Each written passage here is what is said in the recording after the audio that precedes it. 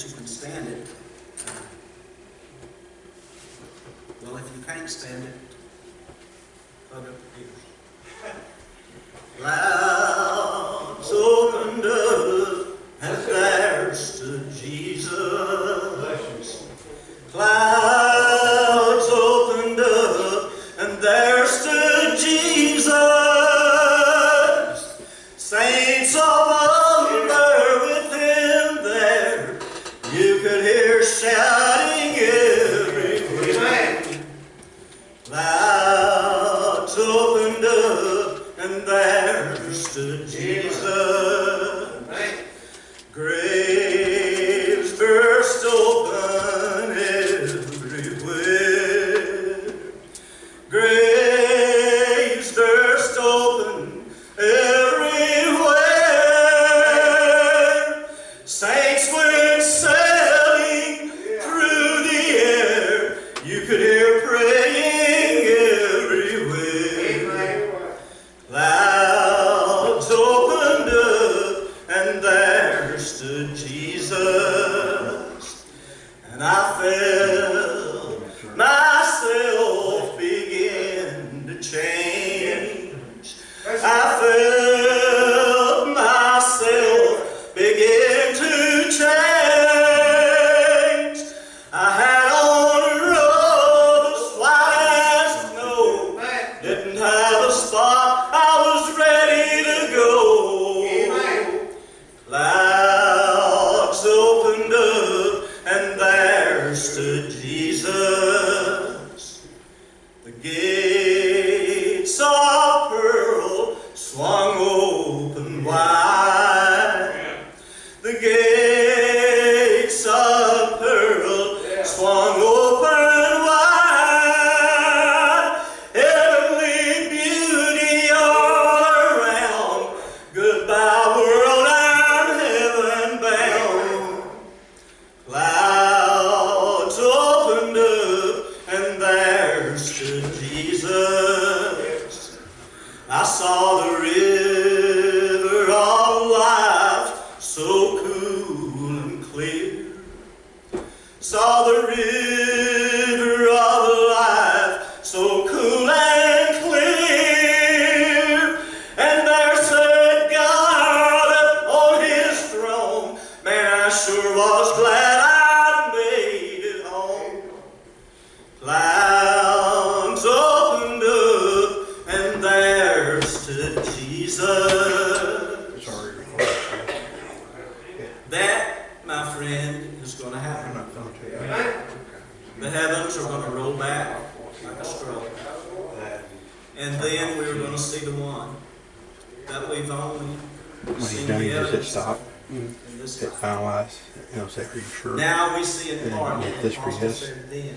And they'll go and they'll say complete, and just take it out on the layer right there. A couple of things before we get into the message. Turn your Bibles, if you'd like to follow along with us, to the 6th chapter of the book of Mark. And we'll start reading about the 35th verse. But before we get into that, the only thing that, I know that there's not a pulpit in the country, probably, where the coronavirus or the COVID-19 or whatever is not mentioned. To try to ignore it would be an exercise in futility. But the only thing that I'm going to say about that is this. If God doesn't deliver us out of it, He will see us through it. Right.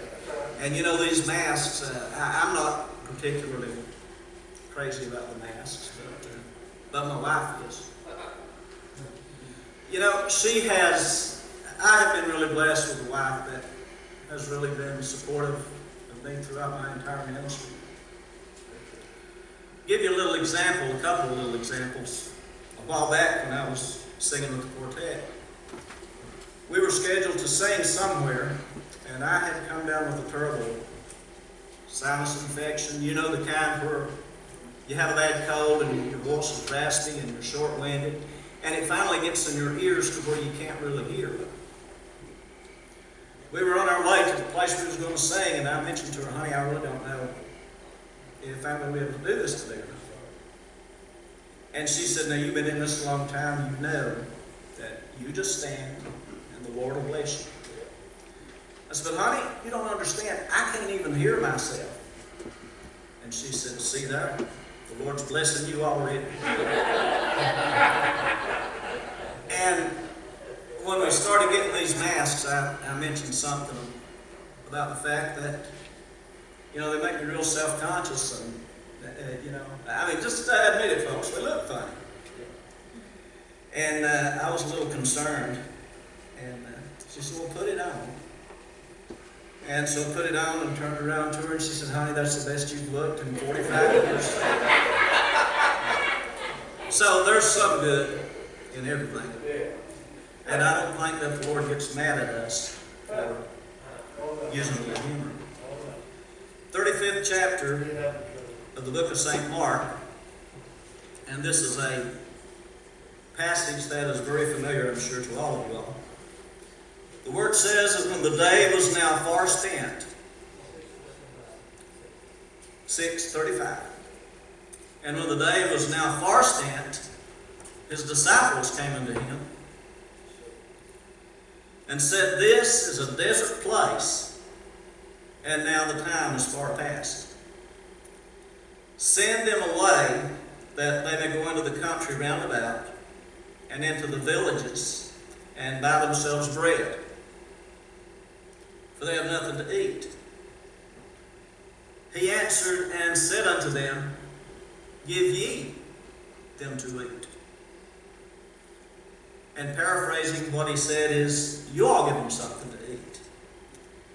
And they said unto him, shall we go and buy 200 pennyworth of bread, and give them to eat? He saith unto them, how many loaves have you? Go and see. And when they knew, they said, 5, and 2 fishes. And he commanded them to make all sit down by companies upon the green grass. And when they sat down in ranks by hundreds and by 50s. And when he had taken the 5 loaves and the 2 fishes, he looked up to heaven and blessed and brake the loaves and gave them to his disciples to set before them. And the 2 fishes divided he among them all. And they did all eat and were filled. And they took up 12 baskets full of the fragments and of the fishes. And they that did eat of the loaves were about 5,000 men. And we hear a lot of reference to what a miracle it was that Jesus was able to take just 5 loaves of bread and 2 little fishes and feed 5,000 people. Now that in itself would have been undeniable. A miracle that would have been something to see. But I'm going to tell you today that what Jesus fed with just that little handful of food was probably closer to 3 times that number. Because this is the only miracle that I can recall that is mentioned in all of the 4 Gospels. And one of the places it reads, and there were 5,000 men, besides women and children. I'm going to, just for illustration, I'm going to suggest that there was probably between 12 and 15,000 people. And remember, we're only talking, have you ever taken a loaf of bread and a package of bologna and tried to feed a whole house full of people? It ain't going to happen. Can you extrapolate that and imagine taking just 5 loaves of bread and 2 packages of bologna or in this case 5 loaves of bread and 2 little fishes, and feeding that many people. You and I would not have a chance at doing that. But in order to go along with the message today, I want you to go back to the 38th verse. And Jesus said, "How many loaves do you have?" Now, I'm going to break away from this for just a little bit and take you to a time that Jesus was traveling through the country, and he came to a place where he got tired, and he probably got thirsty, and he sat down beside a Jacob's well. And while he was there, he sent his disciples and those who were traveling with him, he said, "You all go on ahead just a little bit." Friend, we need to understand that there was not one single event in the life of Jesus Christ that happened simply by chance or simply at random. Jesus sent these people away for a purpose, and Jesus stopped at this well because he knew there was going to be someone that was going to show up there that had a need in their life that they possibly didn't even recognize at the time that there was a need. But as Jesus was there was a certain woman that came out of the village or out of the city and came to the well to draw her water. And while she was there, and Jesus saw what she was about and saw what she was doing, he said, "Give me a drink." And this woman stood back and looked at Jesus, and she said, "Now I know that you are a Jew. I can tell by your outward appearance, I can tell by your clothing, I can tell by your speech or whatever, but I know that you're a Jew. And you know that I am a Samaritan. And you also know that we really don't have a great deal of love for one another. And how is it that you would ask me to give you a drink of water?" And Jesus said, "If only you knew the gift of God, and you knew who it was that is asking for a drink of water, you would have asked of me, and I would have given you a drink." And the woman said, you know, sometimes, and I'll be the first to admit this, Jesus saved me 48 years ago, thereabouts. And I still don't really know exactly how it happened. All I know is that I found out, I discovered, I realized that I was in sin, that I was lost, that I was doomed to a devil's hell. And when the altar call was given and God began to speak to my heart, I said, "Lord, will you save me?" And praise God, he said, "Yes, I will." So this woman looked at Jesus and she said, this well is deep, and I can see that you don't have anything to draw water with. Bear with me, we're going to get back to where we left off just a few minutes ago. But she said, "You don't have anything to draw with." And Jesus said, "Whoever drinks of this water that you're going to draw out of this well here, eventually they're going to thirst again. But whosoever will drink of the water that I will give him, they will never thirst again, because it will be in them a well of water springing up into life everlasting." Amen. And the woman, eventually during the conversation, she said, "Sir, evermore give me to drink of this water." And Jesus said, "Go call your husband and bring him back here." And the woman said, "But I don't have a husband." And Jesus said, "That's true. But you have had 5. And the one you're with now is not your husband." Now listen, nowhere do we have any reason to believe that Jesus had ever met this woman before. So, within nature, he didn't know who she was. How could he have known that she had had 5 husbands and was now with one that wasn't her husband? How could he have known that? And I bring that point up to make this point. When Jesus said, "How many loaves do you have?" Guess what, neighbor? He already knew. But the entire point, I feel, of today's message is this. Oftentimes we are asked questions that really you already know the answer to, but you ask the question anyway. And I had a teacher one time that he was very keen on asking me questions that I knew that he already knew the answer to. And he said, sometimes it's good, even though we know this, to ask you a question just to get you to do some searching within yourself. And you begin to see things in a little different light and in a little different perspective. Jesus already knew how many loaves there was. In John's account of this, Philip asked him a question, where are we going to buy bread? And Jesus already knew what he was going to do. He was doing this to make a very critical, a very important point, not only in their lives, but transfer that down to these several hundred years, to these thousands of years that had gone down.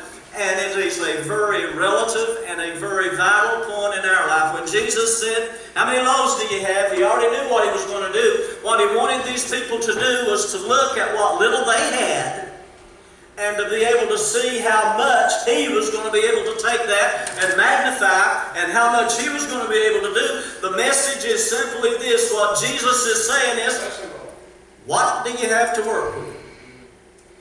I remember back years ago, and we will just get into a very little bit of personal testimony here, and your pastor could tell you this just as well. When I first got saved, I was so bashful. That's the hillbilly word for it. I guess shy is a better word. Backward is probably an even better word to describe me. I was so bashful that, and my wife could go along with this, we would gather at the house where nobody was around but family for a dinner or for a gathering of some kind. And most of the time I would isolate myself and I would sit in a corner somewhere and just let everybody else go on about their business. Even to the point that her older sister used to make the comment, Ernest is stuck up. No, I wasn't stuck up. I was simply shy. And you cannot even imagine how it started to play in my mind when God started saying, I want you to preach.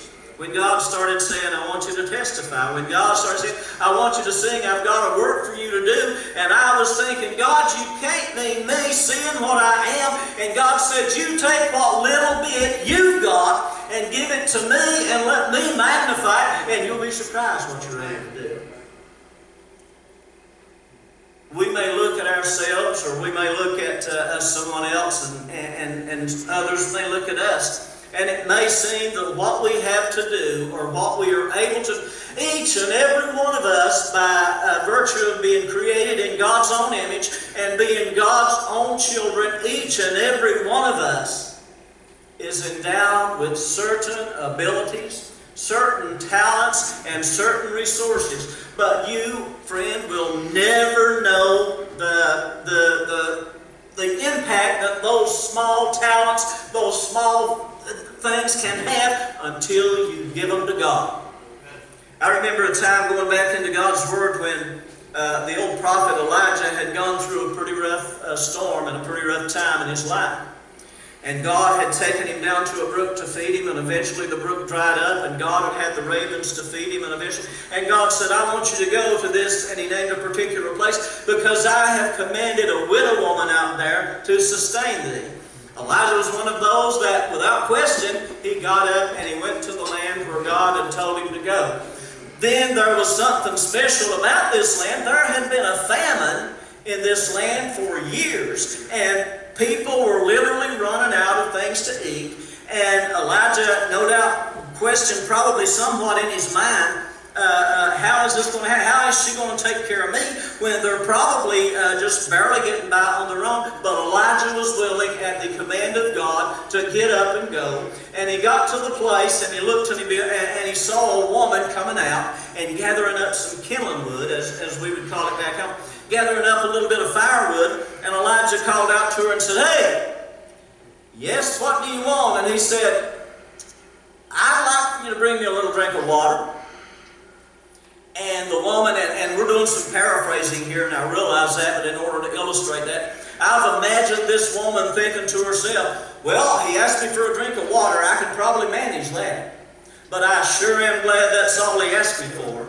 So she got up to go her way. God had let him know that that's the one that was supposed to take care of him. But God did more than that. He had let this woman know that she was supposed to do this. And so she said, I'm sure am glad, no doubt, that he didn't ask me for anything to eat because I'm just about on starvation myself. But when he said, bring me a drink of water, she immediately started on her way back to bring him some water, thinking, man, I'm glad that that's all he asked for. And Elijah said, oh, by the way, wait just a minute. While you're at it and while you're bringing that water, bring me just a little bit of bread and put it in my hand because I'm hungry and I need to eat. Now, no doubt, the woman's heart began to drop and her soul began to fail. And she said, I simply don't have it. I have barely got enough meal in the barrel and just a little bit of oil in the cruse, just barely enough for me and my son. And I'm out here gathering some firewood to go back home, get that little handful of meal, get that little bit of oil, and I'm going to cook it up and I'm going to give it to my son. And then me and him are going to die because that's all we've got left to eat. And Elijah said, that's fine. But bring me a cake first. And I can imagine the woman thinking, what part of this are you not understanding? I don't have enough for us and you. I've just barely got enough for me and my son. Why can't you understand this? And Elijah was persistent. He said, you go and you make me the first cake and bring it out here. Well, somehow God moved in that woman. And she went. Now, what we're getting at is this. Sometimes it seems like you have such a little bit to offer. But when you offer it and God takes it and blesses it and magnifies it, stay with me just a little bit and look what happened. The woman did as she was told and she went. And she made, now listen, she had a choice that she could make. Did you know that you and I have choices every day of our life? I've made a lot of choices in the course of my life, but the best choice that I ever made was accepting Jesus into my life. Some choices are so clear and so cut and dry that they're easy to make. I was offered one time the difference between justice and mercy. I think I told you all that story about how I was on my way to work one morning and got stopped by a cop doing several miles over the speed limit. And when he came up, he said, do you want justice or do you want mercy? Man, it was a no-brainer. Now, some choices, I will grant you, some choices are almost no choice at all. I read a story one time about a couple of young men that was going fishing back in the country.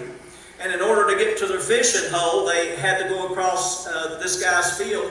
And they knew that he had a real mean, ornery old bull in that field. And every time that anybody would get anywhere near that bull would lower that head and stomp the ground and come chase him. They almost made it to the fishing hole, and here come that bull. Well, somewhere between them and the fishing hole, there was a tree with a limb quite high up on it. And they both ran for that limb, and one guy grabbed it and was able to pull himself up. But his buddy, running toward the tree, fell into a hole. And here come that bull, stomping and snorting and raging. One's up in a tree, one's down in a hole. The bull went on for a while, and then he turned and went back. And this guy that was in the hole came up out of the hole and started trying to clamber up to the limb on the tree. The bull heard the commotion, saw him, and turned, and here he came again. This happened 2 or 3 times. The bull would charge, he'd go back in the hole. The bull would leap, he'd come back up and start trying to get up the tree. Finally, after several attempts, he managed to get up into the tree, and his buddy said, son, what in the world is wrong with you? Why didn't you just stay in the hole? The guy said, there's a bear in the hole. Not really like a choice at all. But the best choice that I ever made was to accept Jesus into my sin-riddled life. This woman had a decision to make. She knew that her circumstances were dire. She knew that, no doubt, She was down to her last handful of meal. But Elijah said, you go and make yourself, you and your son, a pound of bread, but bring me one first. Okay, I don't really know how this is going to work, but you know what she did? And I've got Bible to back this up. She went and she took that handful of meal, and she took that little bit of oil, and she baked up that pound of bread, and she took it and handed it to the man of God. Something amazing happened. When she went back into her house, she went back over to the meal barrel, and she opened it up, and guess what? There was plenty more meal in there. I would rather have just a little bit and have God in the arrangements than to have the riches of this world. And I'm glad that people all through the Bible have come to that conclusion. Remember when Moses chose the afflictions of God's people rather than the riches of Pharaoh. I would rather have just a little bit with the blessings of my almighty Heavenly Father as to have the wealth of this world without them. But the thing is this all occurred probably in one evening or one afternoon. She gets up the next morning, no doubt, and goes back. Well, it worked one time. Is it going to work again? And she opened the meal up, and lo and behold, there was plenty of meal. She and her son and the prophet of God existed on that little bit until the famine was over. The moral being this: little is much when God is in it. What do you have to work with? Oh, such a little bit, but it doesn't really seem like much, and it ain't. But when you let God move in, and God begin to bless, and God begin to multiply, you'd be amazing what little you can do, even though it may seem like such a small amount. I really don't know why the message is going this way today. I'm looking at this congregation, and pretty much everybody in here has a testimony of being a child of God. And I am certainly not one to point fingers at you and tell you, you need to be doing more, you need to be doing more, you need to be doing more. I suppose the main impact of this message would be simply this. I'm hoping that you're taking this as a message of encouragement, that no matter what little you may be able to do it. Amen. Do it for Estill Atkins, or do it for Grace Louisville Baptist Church. Do it for God. And I can assure you of this much: no matter how little it seems to you, when God moves in and blesses, it begins to multiply. You know, sometimes God gives us gifts, and it may seem like just a little bit. I want to point something out to you that has struck me in this passage every time that I've read it. Do you notice what Jesus did with the bread and the fish? He didn't bless it and then begin to break it and distribute it himself. He blessed it and he gave it to the disciples. What I'm saying is this: the bread and the fish really became miracles at the hand of God, but in the hands of the disciples. And something else has always amazed me about this. You know, for Jesus just to take these few loaves and these two little fish and feed such a multitude would be a miracle of miracles in and of itself. But did you notice Did you notice how the word went on about that? And it says that they took up 12 baskets. And I want you to know something, beloved. These people didn't just nibble a little bit like some people that are on a diet or whatever. They didn't just nibble a little bit and go on the way. They ate like Free Will Baptists at a conference meeting. They ate until they were filled, and still they took up 12 baskets. Somebody had leftovers. Amen? That's all right. I'll take God's leftovers anytime. But I love the way that you do that song sometimes about just give me the crumbs from the table. That's all I need while I'm down here, because you know what? I know that one day after a while I'm going to be sitting at the supper table with Abraham, Isaac, and Jacob. But I know this much: I would never have an opportunity to go there had I not accepted Christ into my life and then taken it a step farther and said, God, whatever it is that you want me to do, You just show me. I'll do the best I can. It ain't going to be like Esther or John Vance, Clifford Austin or some of those, but I'll do the best I can. And you know what? God blesses me. Amen. Thank God He blesses me. And I can tell you this today, friend. No matter where you are, I'm imagining that this is going out on the internet or whatever, so it's probably reaching a whole lot more people than what's just in the pews at Grace Freehold Baptist Church. And by the way, I'm just going to step out and say this. You know, these masks are a lot of improvement on some folks. That's all I'm going to say. But I want you to know this. Whatever the little bit you have to offer God, by all means, offer it. And I'm going to take it just a step farther and tell you this. You will never in your life. The brother was testifying just a few moments ago about the peace that God gives us inside. The storm may be raging around about us, but a child of God has peace and contentment down in here, down where it really matters. May look like the shadows are deepening and that the darkness is coming, but a child of God has peace and has comfort and contentment down inside because we know who the Master is. I just want you to know this: what little you have, give it to God. And I'm not asking money or anything like that. I'm just saying whatever your special talent or whatever your special gift or ability may be. And I'm going to say this one more time for an emphasis. When God designed and God created you, the writer spoke in the book of Psalms and said, "Behold, I am wonderfully made." Just because you're created in God's image, you are indeed wonderfully made. And just because you're created in His image, He endowed you and He imbued you with certain abilities, talents, things that you can do, though it may not seem like much to anyone else. But I can assure you of this: you will never find true peace or true contentment until you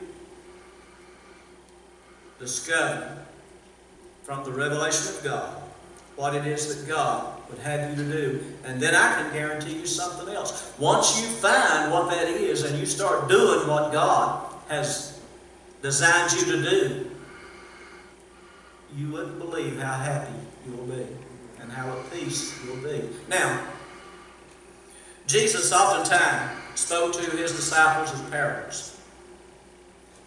Another word for a parable is analogy. And I have done this for years now. And I'm going to close out by giving you an analogy. And again, I'm going to stress the impact of the message. Doesn't seem like much, but when God blesses, it multiplies tremendously. That's point number one. Number two, you will never be completely happy, completely at peace, and completely satisfied until you, my friend, are doing what God wills for you to do. The story is this: there was a baby camel talking to his mother one day. And he said, "Mother, I look at the rest of the animals and I see that we are so different from them. Why is it that we have these big humps like this on our back?" And the mother said, "Well, we are desert animals. And in desert, water is very scarce. And so we've got these so that we can store water, so that we can go for long periods of time without having to find water to drink." And he said, "Mama, why do we have these big old ugly, gangly looking feet?" And she said, "Again, we're animals of the desert. The desert is comprised of loose and shifting sand. And these big old ugly feet of ours gives us a better foundation to travel, to step, to walk, and to move across the desert." And he said, "Well, why do we have these big, long eyelashes and eyebrows like this?" She said, "Again, we are creatures of the desert. And out on the desert, when the wind blows and a sandstorm comes up, we're designed like this so that the sand doesn't get in our eyes and blind our way or put our eyes out. That's why we're made the way we are." And the baby sat there a minute and he thought about it and he said, "Then, Mama?" She said, "Yes." He said, "We have this hump to store water, we have these pads to walk across, and we have these eyelashes to protect our eyes from the sand out there on the desert." "Yes." "Then, Mommy, why are we in a zoo?" Do you understand the impact of this? You are designed. You are designed. You are designed to give glory, to give reverence, and to give praise unto God. My prayer today as we close and ask Brother Ernest to come back forward, my prayer is this, that each and every one of you, each and every one of us would have heartfelt conversations with God. God, what is really my purpose in life? I know that it's to glorify you. I know it's to serve you. God, here I am. Just show me how. Brother Ernest. Wonderful message. All right. Brother Ernest, you'd like to go ahead and say the first song. Feel like the cross, Christ will meet you there. Brother Ernest was wonderfully preached. Little is much.